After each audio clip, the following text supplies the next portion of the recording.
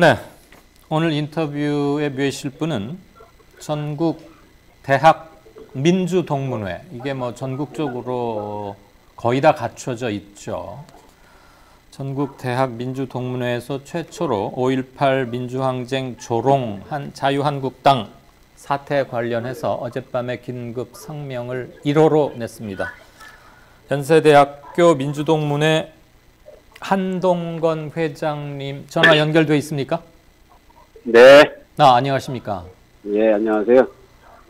첫 번째로 성명서를 냈는데요. 아마 이게 보도될 시간적 여유가 없고 그래서 제가 시청자분들께 연세민주동문회 성명서의 한 대목을 읽어드리고자 합니다. 이 대목을 들으시면 왜 성명서를 냈고 오늘 왜 인터뷰하는지도 아마 자연스럽게 설명이 될 것 같네요. 국회는 망동을 부린 자유한국당 국회의원들을 제명하려면 재적의원 3분의 2 이상의 찬성이 필요해서 자유한국당의 반대 때문에 불가능하다고 변명하고 있다. 그러나 현재의 국회는 촛불 전국 때 국민들의 강력한 요구에 의해 재적의원 3분의 2 이상의 찬성으로 박근혜 탄핵을 결의한 바 있다. 지금도 그와 같은 조치가 필요한 때이다. 이들의 행동을 묵인하고 조장한 자유한국당은 스스로 해산해야 함이 마땅하다. 연세민주동문회 성명서의 한 대목입니다. 한동건 회장님. 예. 이런 성명서를 내게 된 동기, 너무 당연한 질문이긴 합니다만 뭐죠? 지금 우리 사회의 기본 존립의 근거가 그 산업화 이후에 뭐 80년대 거쳐서 민주화가 우리 지금 사회의 기본 존립 토대가 돼 있다고 생각이 드는데, 네. 그 토대를 기본적으로 아주 그것도 야만적인 방법으로 허무는 그러한 행동들이기 때문에 저희가 대응에 나선 겁니다. 네. 성명 문안이 상당히 수위가 높습니다. 또 호소력도 있었고요. 3분의 2 이상으로 대통령 탄핵안도 의결했던 그 국회 아니냐? 네. 헌법 정신을 정면으로 위배하고 광주의 영령들을 짓밟고 있는 수구 보수 세력들 단단히 상응하는 처벌을 받아야 한다. 그런 정신 하에 어떻게든 제명을 하라. 그리고 자유한국당은 스스로 뭐 해산하라고 해도 해산 안 할 거는 알고 쓰셨겠지만 이 성명에서 특히 강조하고픈 점 그리고 국민들께 호소하고픈 점은 뭐였습니까? 여전히 뭐 당사자 뭐 대표 그런 어떤 수구 보수의 대표가 된 격이 되겠지만 그 사민에 대한 국회의원직 박탈입니다. 네.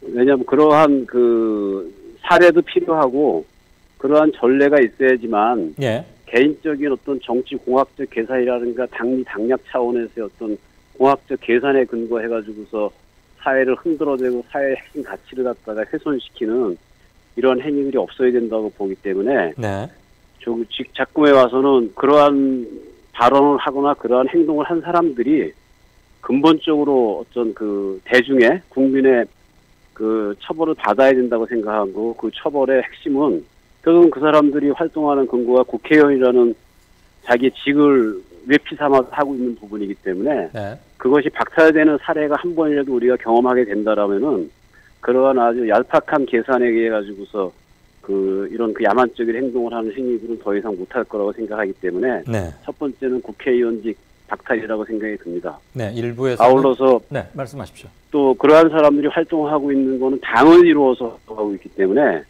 그 당에 대한 해체도 당연히 해산도 우리는 국민적인 자격으로 다 요구할 수 있다고 생각이 듭니다. 물론 그것은 법리적으로 따지고 어떤 그 합리성으로 따진다면 여러 가지 뭐 문제 제기들이 많을 수 있겠지만 사실은 그 합리성으로다가 무조건 볼 일이 아니라 그 사람들의 야만성을 먼저 봐야 된다고 생각하기 때문에 해산이 우리의 그 하나의 요구사항이 된 거라고 생각하시면 되겠습니다. 잘 알겠습니다. 일부에서는 국회의원직 제명은 물론이고 헌법 정신 위배 그리고 명예훼손 뭐 지금 현재 광주 시민들에 대한 명예 그리고 사자 명예훼손 이런 것들로 처벌도 꼭 시켜야 한다 이런 얘기도 있었고 예전에 통진당을 해산할 때도 우리나라의 헌법 정신을 무시한 이 부분이 헌재 결정의 중요한 원인 중 하나였으니까 그렇죠. 이번 한나라당 망동 의원, 패륜 네. 의원 3인의 발언들 역시 헌법 정신을 기본적으로 부정하고 있는 거 아니냐? 네, 통진당을 해산했던 논리대로라면 네. 자유한국당 역시 해산의 법적 근거 또는 논리적 근거는 충당된 걸로 본다. 뭐 이런 글을 본 적도 있긴 합니다. 네. 예. 우리 저 한동건 회장께서는 1980년 5월 광주 항쟁 네. 당시 대학생이셨던가요? 예, 대학교 3학년이었습니다. 2학년이었습니다. 아, 2학년이셨군요. 예, 그때 예. 아마 휴교 중이었기 때문에 학교는 나가지 못하셨을 것 같고. 예, 예. 그때 그때를 수료하시면서 특별히 굉장히 기억에 오래 남거나 같이 나누고픈 기억 한두 막 있으면 좀 들려주실까요? 기억이라기보다도 그 80년 5월이 우리에게 준 영향인데 네. 사실은 뭐 그 말로 하자라면 소위 그 청운의 뜻을 품고 그 시골에서 보따리 싸가지고 뭐 공부해서 배워가지고서 나름대로 저 같은 경우는 이제 뭐 그 학자가 되겠다는 뜻으로 이제 상경을 해가지고 이제 네. 학창 생활을 시작을 한 건데 그 인생이 사실은 80년 5월과 그 전에 어떤 박정희 이런 세력들의 그 친일성을 보면서 네. 인생의 진로가 바뀐 겁니다, 사실은요. 그러면서 그 뒤로다가 사실 학생운동의 길을 본격적으로 가게 되고 예. 또 정의의 편에서 노동자 농민의 어떤 그 약자 편에서 인생을 선택하게 되었기 때문에 네. 80년 5월은 뭐 그냥 어떤 하나의 기억으로서 있는 게 아니라 인생의 물꼬를 바꾼. 네, 삶의 나침반이자 어떤 하나의 뭐 시대적 명령이라 그럴까 이런 부분이 있기 때문에 네. 어떤 낭만적인 기억이나 이런 것보다는 그냥 존재 자체가 아직까지 돼 있다고 보시면 되겠습니다. 잘 알겠습니다. 예, 예, 예. 여러 인간들의 행로를 바꾸고 결정적으로 아직까지 삶을 관통하고 있는 하나의 명확한 시대 정신이 아닌가 이런 생각도 들게 되는군요. 네네. 네, 1988년 국회 청문회 이후 지금 거의 40년 가까이 저같이 네. 패륜적 망언이 계속되고 있습니다. 그 원인 뭐라고 진단하십니까? 그 깊은 생각을 아닐 수 있는데 제가 보기에는 네. 여전히 친일로부터 시작되는 네. 그 냉전 수구 반동 독재 이거와 뿌리가 같이 돼 있지 않나 싶어요. 네. 그래서 그러한 부분들은 결국은 현대에 와가지고서 박정희 이후에 지역 정치 또는 지역 감정 정치를 해온 건데 그런 부분들이 여전히 정치에서 유효하게 작동이 되고 있기 때문에 네.